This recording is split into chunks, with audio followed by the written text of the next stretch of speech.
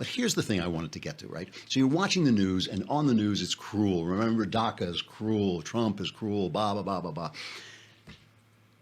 Jimmy Kimmel, you remember his kid, like Shapiro's kid, had open heart surgery. And Jimmy Kimmel went on and he cried and, oh, we need Obamacare because everybody, has to be able to.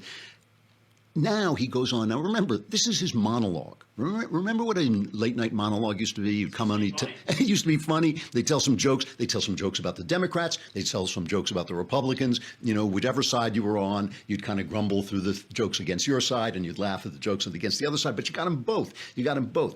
Here is a monologue from Jimmy Kimmel today about the health care bill.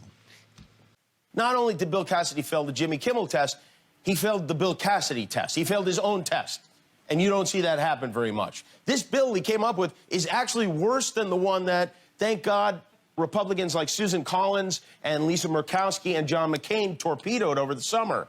And I hope they have the courage and good sense to do that again with this one, because these other guys who claim they want Americans to have better health care, even though 8 years ago they didn't want anyone to have health care at all, they're trying to sneak this scam of a bill they cooked up in without an analysis from the Bipartisan Congressional Budget Office. Boy, that's some funny stuff. That's some funny. When he the timing with which he said the Congressional Budget Office, I mean, it just cracks me up. It's just like your side hurts from laughing. I know. It's just an amazing. His writers. He must have what? I have no writers to write my opening. I write my opening myself. And even I are. I just make it up off the top of my head. You guys got like what, 20, 25 writers on that show, and that's their comedy styling. He couldn't even go on and attack it wittily, he couldn't even go on and make jokes about it. He's just going to sit there, Jimmy Kimmel, expert on healthcare, and lecture the audience about, he needs to calm down. You know what he needs to do? He needs to do a little single nostril breathing, I think. But, you do hold, and you breathe through one, and you hold it, and then you exhale through the other, and you keep going.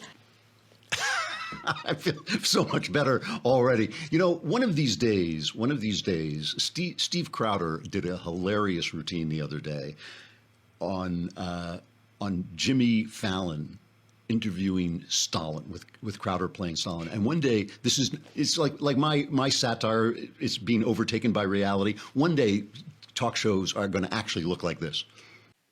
So tell me about this thing, communism. Sounds In so... Russian winter, a man is only what he can endure.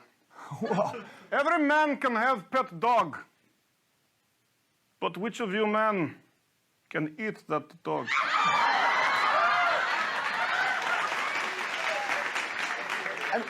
that's great, because dogs, food. You must love hot dogs, right? In Russia, you have hot dogs? This freedom in America that you have has turned your brain to mush. It has turned your men into women like your Fallon. Your neighbors will look away when we take you. They always look away.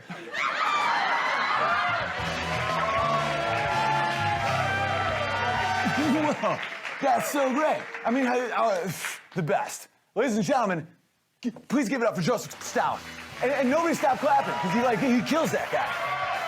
When you get home, you'll find your wife and children are dead. Whoa. Well, that's inspired satire, but one day that's what talk shows are actually going to look like. Whoa, it's Joseph Stalin. I love that guy. He's great. That's Owen Benjamin doing an excellent Jimmy Fallon, friend of Crowder's. That's the future of TV. Anyway, pure hate and pure propaganda, but don't worry about it because it's good for us. This is good for us. They isolate themselves. The Emmys, when they just, rail on us and hate on us, it isolates them from us. And when and if Trump gets some of the stuff he wants, and when and if the economy takes off and things smooth out, as I hope they will, and the country really starts grinding, the economy really starts working, as it's already starting to, just because the businesses are reacting to what he's doing behind the scenes with the regulations and things like this, these guys are going to look like idiots. And suddenly people are going to say, you know what? I'd like to turn on a comedy show and see comedy. I don't know, call me crazy, but that's just something I'd like to do. I'd like to see a comedian tell jokes, and maybe I'd like to go to a movie where the actress doesn't give herself an award and then spit in my face for the person I vote for. Maybe I'd like that. So they're just isolating themselves, and I think the worse they get, the more power ultimately we have, and the more power we in the right-wing media have, because people come and find out that, we ain't so bad maybe.